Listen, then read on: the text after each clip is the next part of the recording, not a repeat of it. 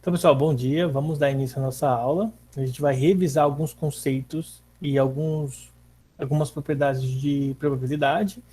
Lembrando que essas aulas agora serão preparação para a nossa prova bimestral. Então, essa semana será revisão de probabilidade, semana que vem, revisão sobre prismas, tá? Bom, então o que a gente precisa relembrar? Primeiro, nós precisamos lembrar do que é um experimento aleatório, tá? Bom, quando a gente lança um dado, não é possível saber que resultado irá ocorrer, a não ser que você tenha um dado viciado, um dado que tenha algum mecanismo que faça sempre cair a face que você deseja, por exemplo, tá? Mas, caso contrário, ele pode apresentar 6 possibilidades diferentes de resultado desde que você lance ele. Da mesma maneira, quando escolhemos ao acaso uma carta de baralho, não é possível saber qual é o valor e o naipe que será escolhido, tá? Claro, a não ser que, por algum motivo, essa carta tenha algumas propriedades para você poder descobrir que é, o que essa carta tem, tá? Caso contrário, a gente não conhece, não sabe como dizer.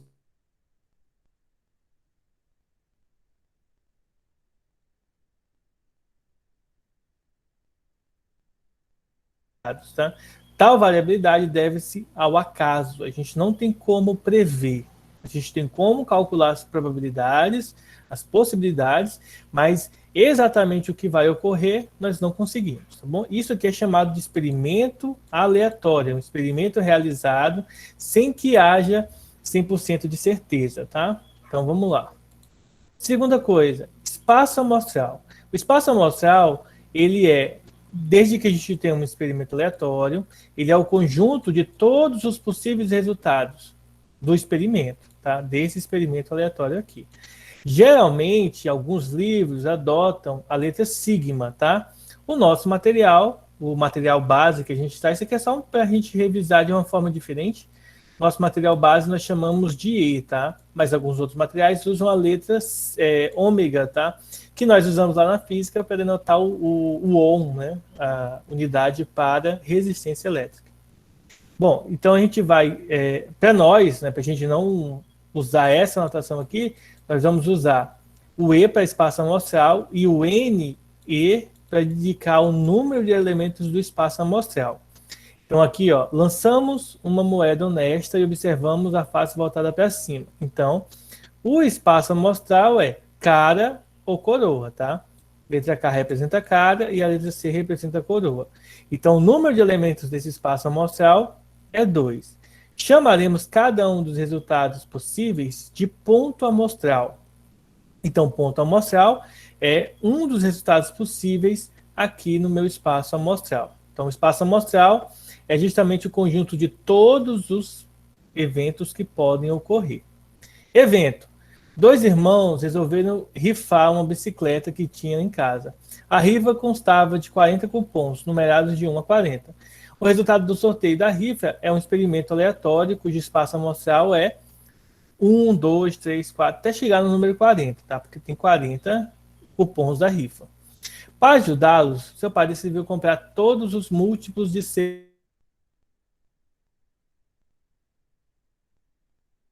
12, o 18, 24, 36, sempre de 6 em 6, tá? 36, o próximo seria o 42. Como o 42 não faz parte do espaço amostral, parou no 36. Então ele pegou e comprou 6 cupons. Esse conjunto P expressa os resultados favoráveis, que é aquilo que depois a gente vai indicar a probabilidade como sendo o número de casos favoráveis sobre o número de casos possíveis, tá? Então, esse aqui expressa os resultados favoráveis ao palpite do pai. É fácil perceber que P é um subconjunto do espaço amostral. Então, o evento P é um subconjunto do espaço amostral, que é o evento completo. Okay?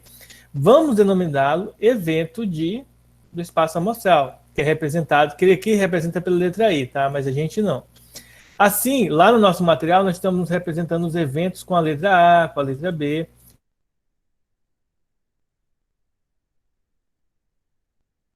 Apenas os números com dois algarismos iguais, estaria construindo um outro evento, e esse evento seria o 11, o 22 e o 33.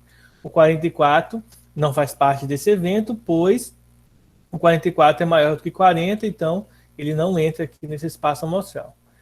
Duas observações importantes. Primeiro, se o evento ele é igual ao espaço amostral inteiro, então ele é dito evento certo.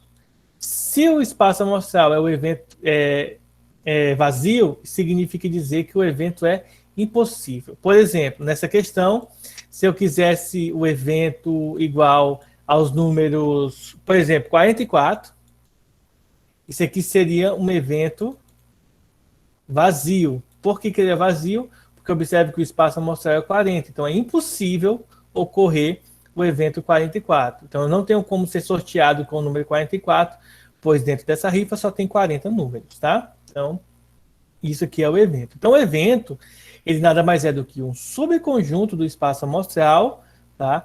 Que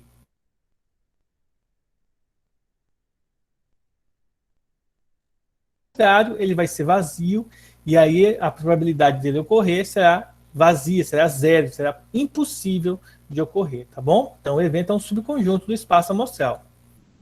Evento complementar. O evento complementar ele é um evento muito importante, principalmente para análise de algumas questões que são impossíveis de resolver de maneira direta, ou pelo menos é mais difícil de resolver de maneira direta, tá?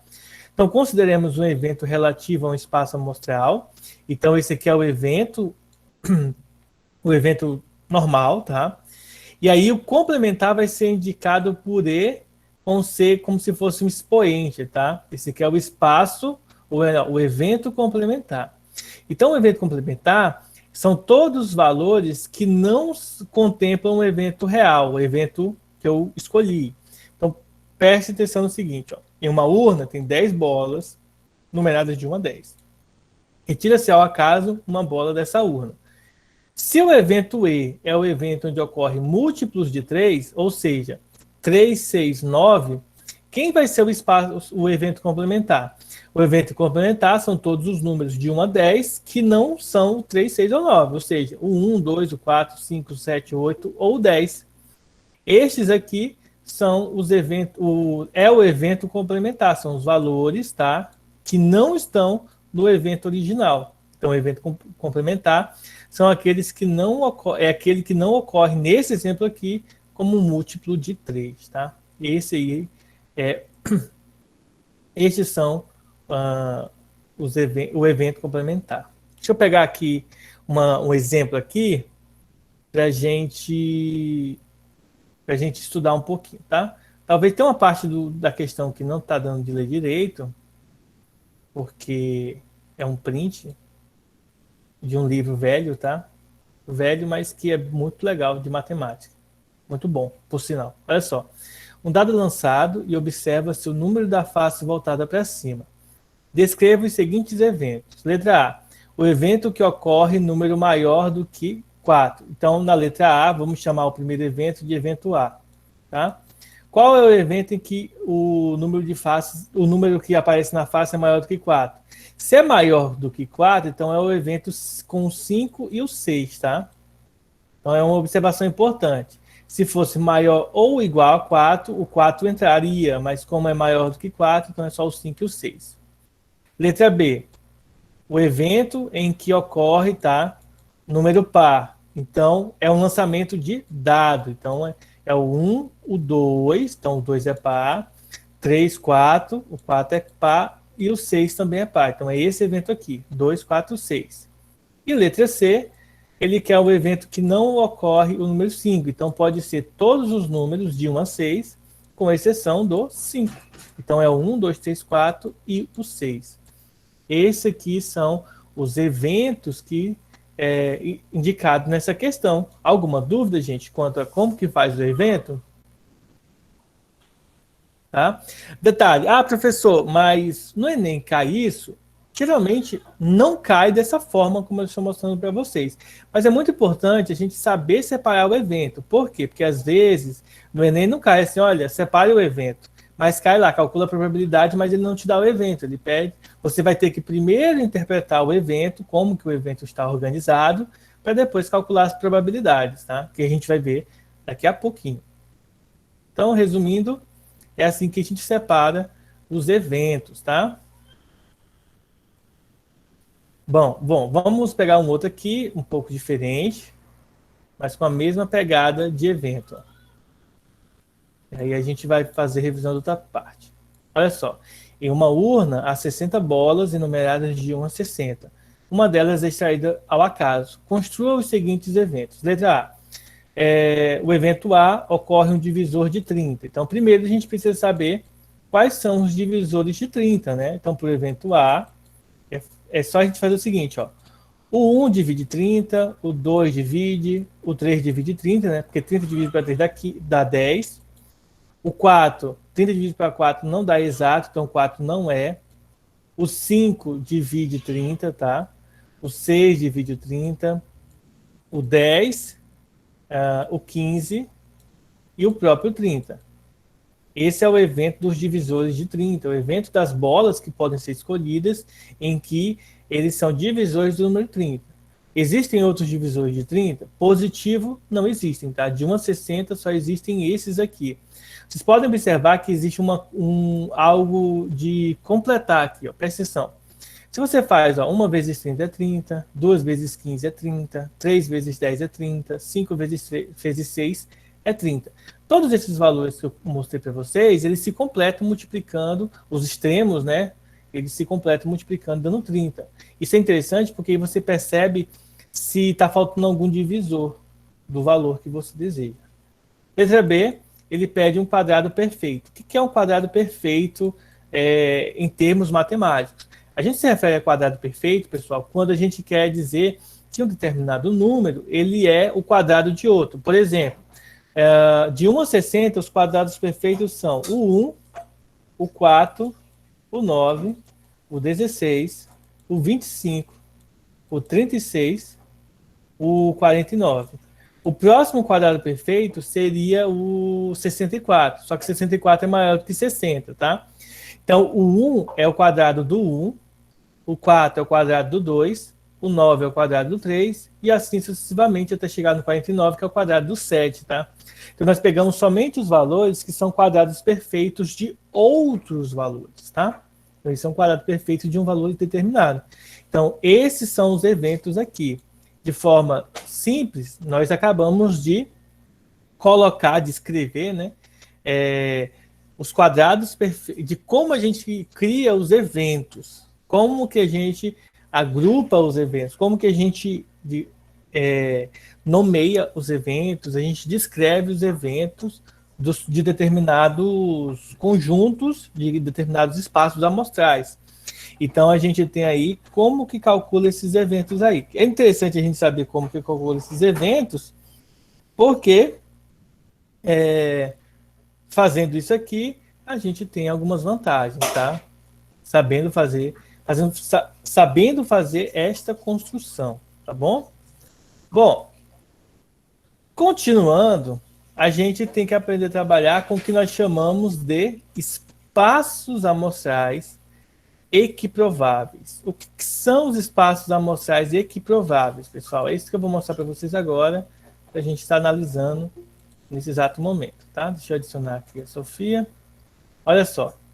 Então, dado um espaço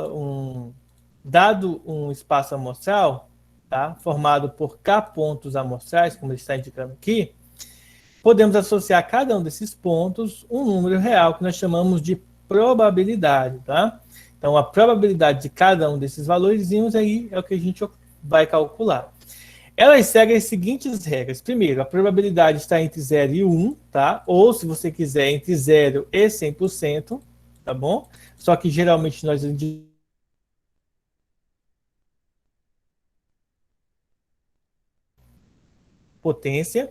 números, porcentagem e fração. Então, tem essas três representações. Todas as três são equivalentes, tá? Então, todas as três estão corretas. Só lembrando que a probabilidade vai estar entre 0 e 1, e significa que entre 0 e 100%, não pode ser maior do que 100%, e nem pode ser negativo, tá?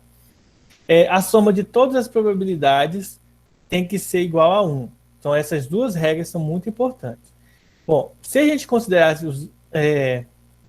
os exemplos que a gente fez aqui, ó, dos dados, da bola na urna, todas elas, separadamente, nos mostram espaços amostrais equiprováveis. E o que são equiprováveis?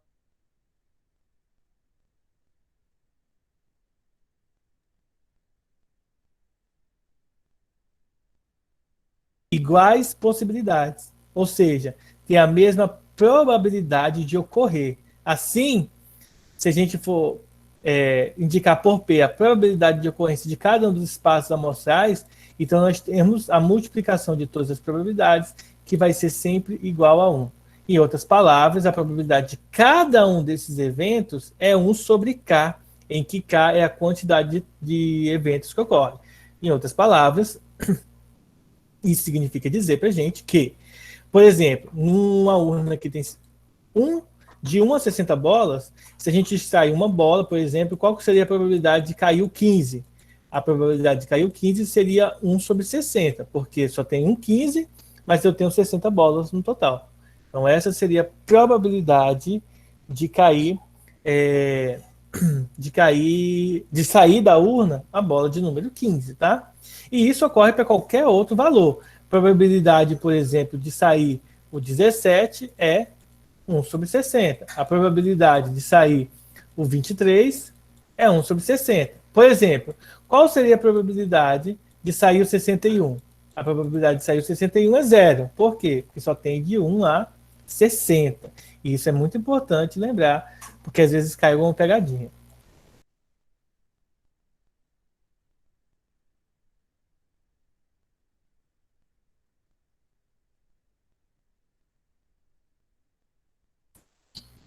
Bom, então, dando continuidade, a gente poderia fazer isso aqui. Estendendo isso para um detalhe mais importante, por exemplo, como vocês podem ver que o evento A ele é composto dos números 1, 2, 3, 5, 6, 10, 15 e 30, ou seja, 3, 6, 7, 8 elementos, a probabilidade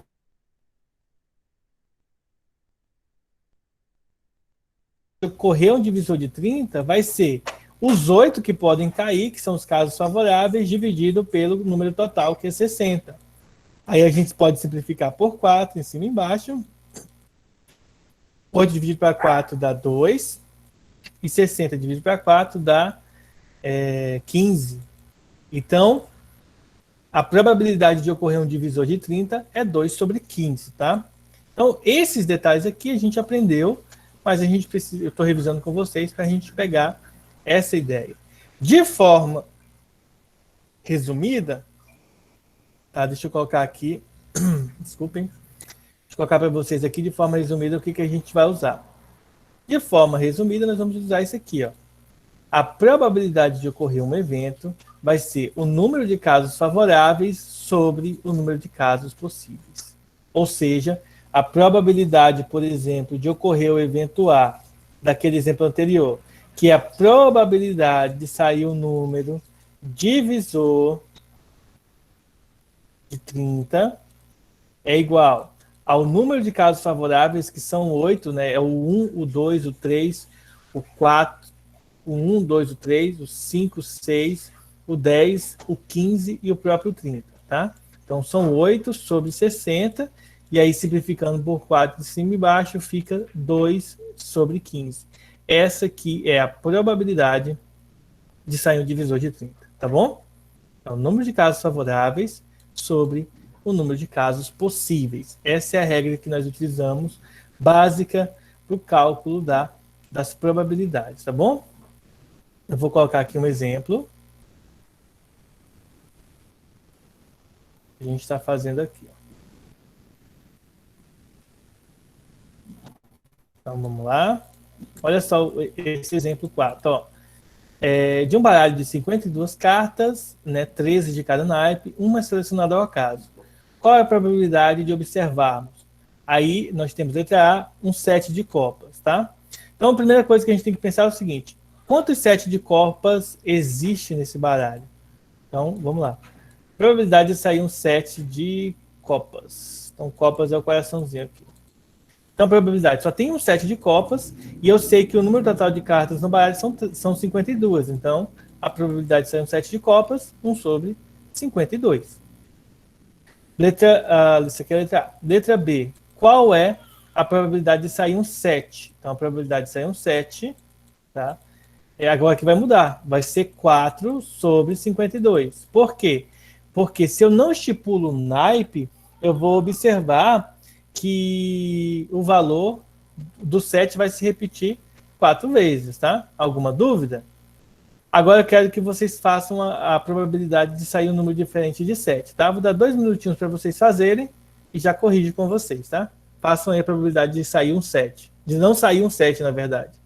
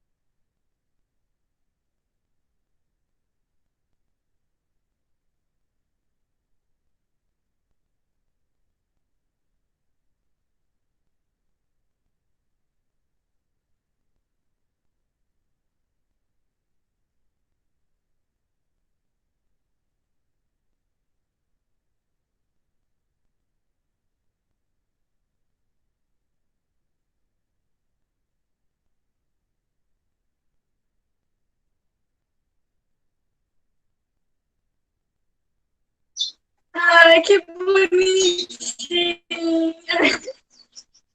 Eu sabia nessa história.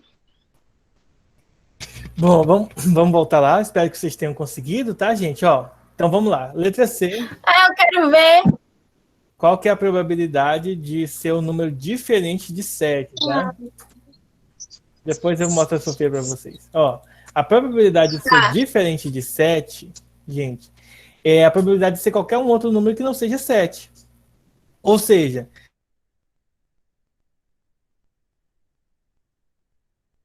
a probabilidade de ser o 7, então a probabilidade de ser o 7 deu 4 sobre 52, tá bom? A gente pode até simplificar por 4 em cima e embaixo. Se a gente simplificar, vai ficar 1 sobre 13, tá bom? Então, olha só. A probabilidade de ser diferente de 7 pode ser calculada como sendo menos a probabilidade de ser o 7. Porque ser diferente de 7 é a probabilidade complementar de ser o 7. Ou seja, é 1 menos 1 sobre 13, tá? Calculando o MMC, fica 13 menos 1 sobre 13, ou seja, 12 sobre 13. Tá? Essa é a probabilidade de ser diferente de 7. Se você quiser calcular de forma direta, sem usar o complementar, você pode fazer o seguinte, ó. Das 52 cartas que tem no baralho, você tira os 4 7 que existem, então sobram 48, tá? Ou seja, 48 sobre 52.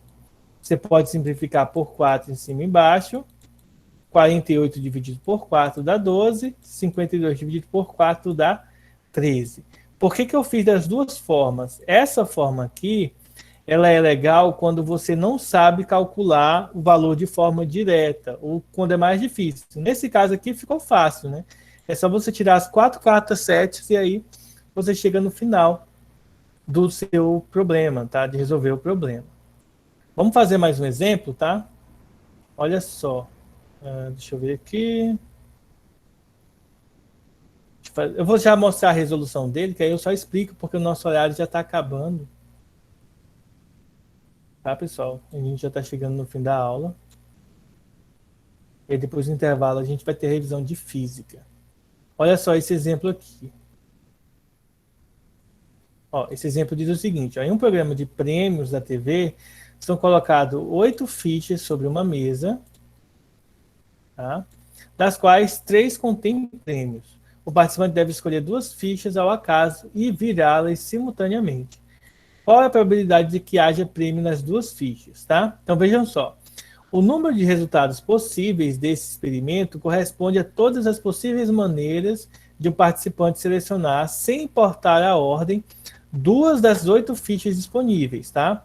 Isso pode ser feito de 28 maneiras diferentes, ok? Então vamos lá. Se a gente tem aqui, ó, 1, 2, 3, 4, 5, 6, 7, 8 fichas. O participante pode vir, ó, eu quero essas 2 fichas. Ah, não, eu quero essas 2 aqui. Não, eu quero essas 2. Eu quero essas 2. Ou essas, ou essas, ou essas aqui. Mas ele pode escolher, por exemplo, a primeira ficha e a última, a primeira e a penúltima, a primeira e a terceira, e a quarta, por exemplo. Então, ele tem 28 maneiras de escolher as fichas. Além disso, o evento interessante é aquele em que as 2 fichas que ele escolhe têm prêmios, tá? O número de maneiras de escolher 2 dentre 3 fichas premiadas é o número também de combinações das 3 fichas premiadas em que ele vai escolher 2, ou seja, são 3, né, nesse caso são 3 fichas. Assim, a probabilidade que ele quer é o número de casos favoráveis, que são 3 fichas premiadas, sobre todos os casos possíveis que ele pode ocorrer, 3 sobre 28. Por que eu trouxe esse exemplo? Esse exemplo aqui é um exemplo clássico em que a gente erra a questão. Como assim? Geralmente nessa questão a gente faria o quê? Nós faríamos 3 sobre 8, que é o número de fichas premiadas sobre 8, que é o número total de fichas. Mas estaria errado. Por quê? Porque você não vai escolher das 8, você vai escolher das 28 combinações diferentes. Porque você pode escolher a primeira com a segunda, você pode escolher, por exemplo, a terceira e a última ficha. Então, tem 28 maneiras de você escolher suas 2 fichas, das 8 fichas que estão distribuídas aleatoriamente sobre a mesa, tá? Então, isso também importa. Portanto, a probabilidade vai ser de aproximadamente 10,7%. Aqui ele dividiu 3 por 28, que dá 0,107, que é aproximadamente 10,7%, tá? Então, esse aqui é mais um exemplo aí da nossa aula. Eu vou pedir para vocês que não saiam ainda, vou estar encerrando a gravação e em seguida fazendo uma chamada com vocês, tá?